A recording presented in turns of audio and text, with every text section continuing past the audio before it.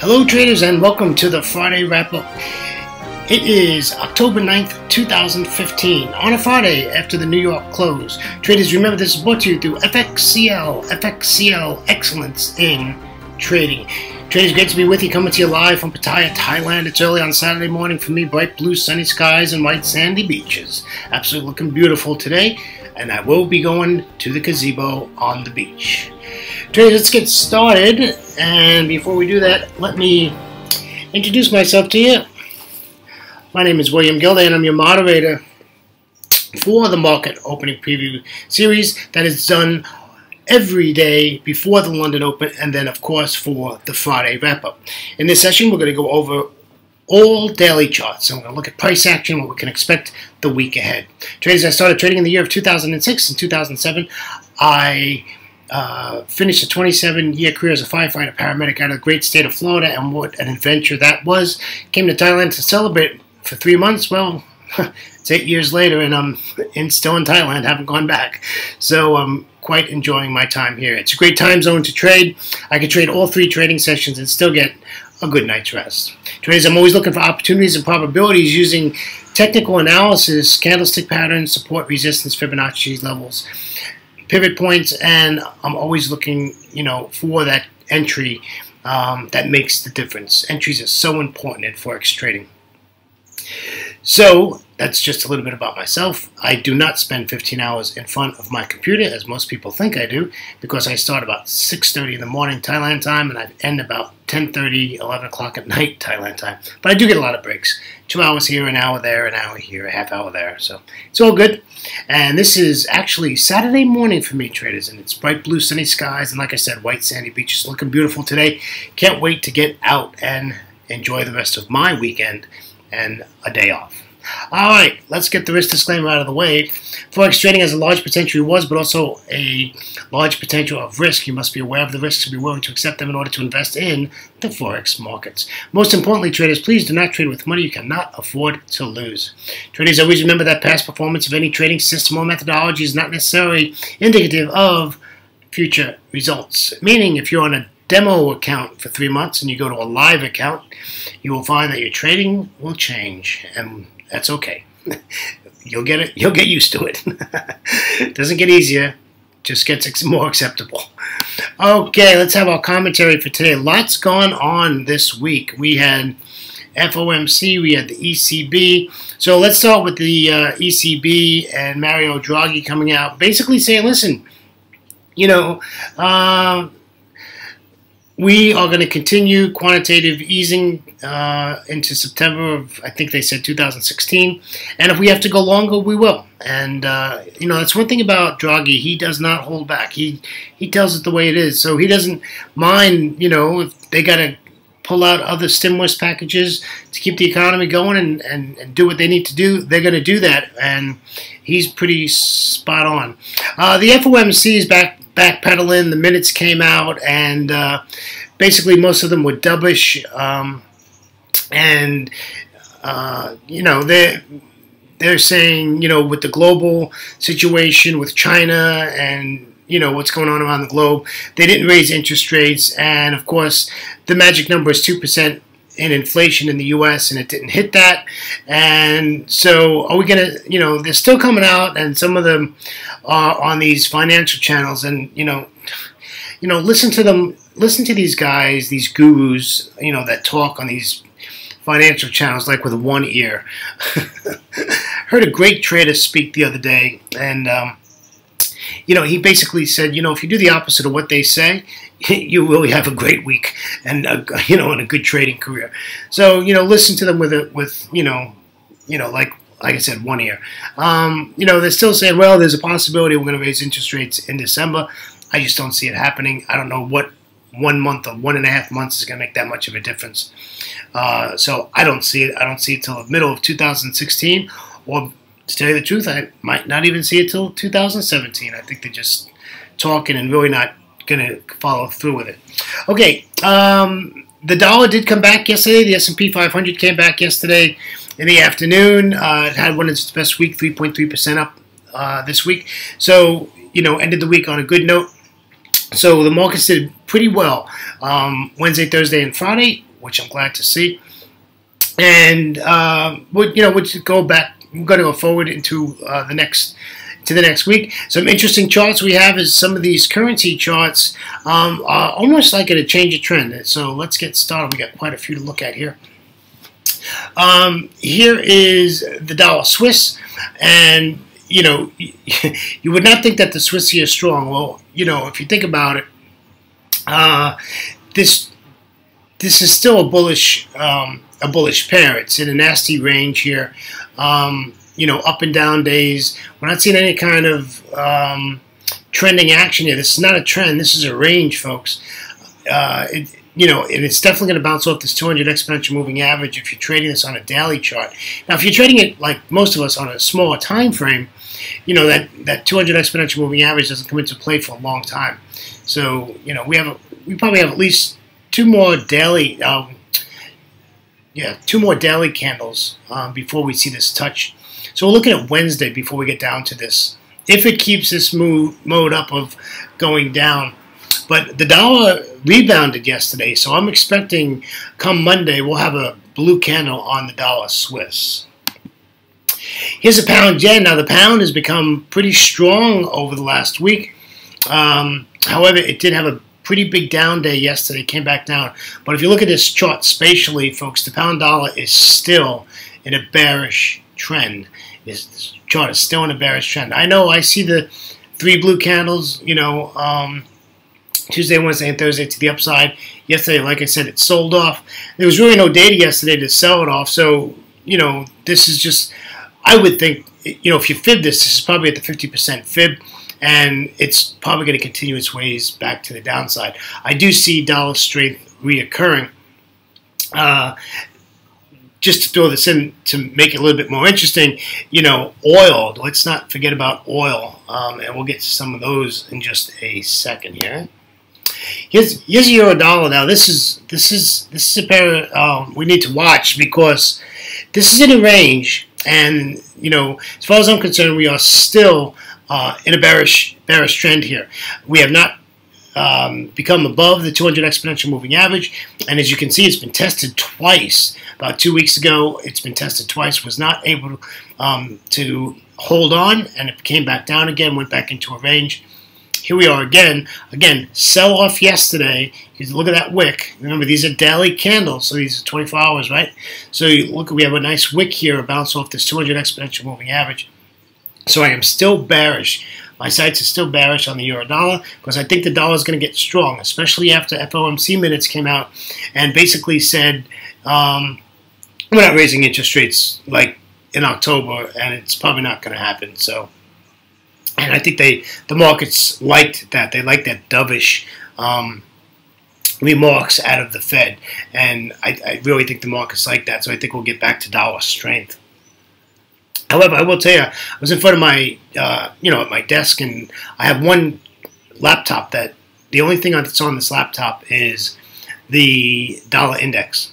And, I watched this thing go down to 94.66, and then it rebounded back up again, but it did go down. All right, here's the dollar yen. This is a good, if you don't have a dollar chart, which we don't have on this platform, we don't have a dollar chart, or dollar index chart, but this is a good pair to watch, the dollar yen, as far as what is the strength of the dollar. Well, if you look at this chart, this is absolutely in a range. Look at all these indecision candles. Can't get a close below the 200 exponential moving average for a long time. And, this is the dollar. However, you do see that on Friday we had this big blue candle. So again, the dollar has gained strength again, and we're going to see because it's going to pop out of this range to the upside.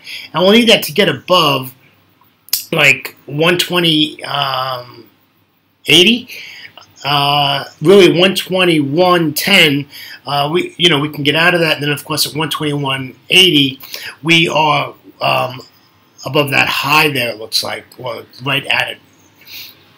Okay, so interesting how this is. So the dollar is just holding, and it is increasing small, but it is holding, and we'll just keep an eye on that. Here's the CAD. Now, you probably say, well, now why has the CAD all of a sudden dropped? Remember what I just said a couple of minutes ago, oil. Oil, oil, oil. Oil hit $50 a barrel yesterday. Remember, Canada is very big with oil. I mean, that's really their bread and butter is oil. And with oil going to $50 a barrel, the CAD is going to be strong. And that's what this is all about. You know, people were saying oil was going back down to $20 a barrel and $30 a barrel. Well, it's not happening, folks. It's going up. You know, and I read an article where they're expecting oil to go back to $60 a barrel and basically level off there. So it's making the CAD a powerhouse, right? It's definitely going to be stronger than the dollar because of the oil. Remember, this is a commodity pair, and that's very important. All right. Let's take a look at the Aussie dollar. Now, this pair concerns me. We're coming up to this resistance, but we've already taken out some significant highs on the Aussie dollar. And I do a newsletter every day, and I basically said my bias in this pair now is that it's a bullish pair.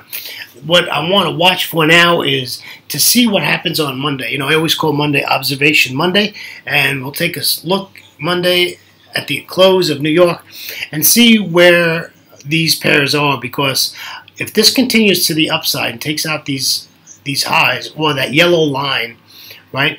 This takes out that yellow resistance line. We are definitely in a bearish market with the Aussie dollar. So I'm looking to buy the Aussie going into Monday and Tuesday. I don't trade a lot on a Monday, and that's just because of the we don't know how traders are going to react to Friday's close, right? So it's good to just watch and see what happens. Okay, here's the euro pound. No surprise here. It's broke above the 200 exponential moving average on the daily chart. It's come back into our range. You can see I have a range here on the daily chart. And we've had two higher highs and higher lows Thursday and Friday, where the euro is getting strong. Remember, I told you this euro is really starting to pick itself up a little bit. I'm not saying that it's a bearish pair, but it's got some power behind it. And so we'll just see what happens here. Observation Monday is going to tell the story. And we'll see what happens with the pound. If the pound keeps dropping or continues to strengthen. So we'll see how that goes. This week the pound was pretty bullish most of the days, and then last 2 days just dropped off. Okay, here's the Euro Aussie, which I do trade a lot, my friends. I do trade a lot. And this is another significant picture of this is broken support, and the Aussie is stronger than the Euro. And the Aussie has just really gained a lot of strength in the last 2 weeks. And like I said, I think it's a change of trend, and I think the Aussie is something that is bullish now. It's not, I don't, you know, normally I'd say we would be buying this, but this is bullish, and this to me looks like, you know, we want to buy the Aussie and sell the Euro, so we want to take this to the short side. So if you were to see this pattern on a 15-minute, 30-minute, or an hourly, whatever you trade, you would want to be, you definitely want to be Aussie, buying the Aussie. All right.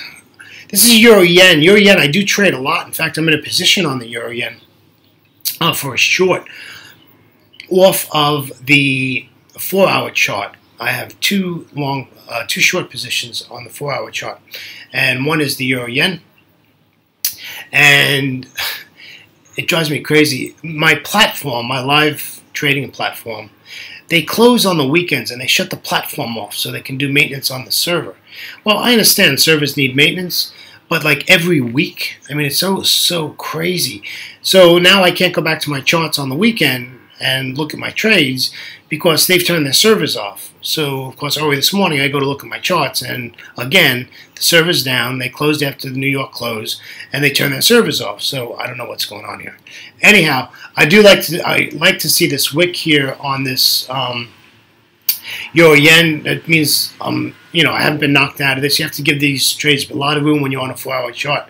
You know, you can't go in here and give it a 15 pip stop loss. You know, you have to give it some room. You know, 60, 70 pips when you're dealing with a 4-hour chart. However, you know, the euro is strong here, and on this Euro Yen. So but I think the yen is stronger. If you look at this spatially, you look at this from all the way to the left to where we are now, the yen is stronger than this euro. This is in a bearish trend. The euro yen is definitely in a bearish trend. Okay. CAD yen, again, the CAD is strong. Why? Oil is at $50 a barrel. That makes it really easy, right? You know, if you can do anything, you want to buy the CAD now. Now is the time to buy the CAD, right? And that's, you know, it's pretty easy. However, before oil this week and the end of last week decided to start climbing, remember, it was at 43 for a long time, at 42 and 43, and now it's, you know, to the 50.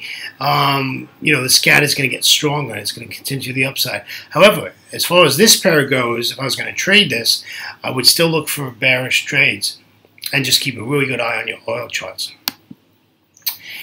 Here's the beast, the pound yen. It's bearish. And this just, to me, looks like this is just going to be ending up as a fib.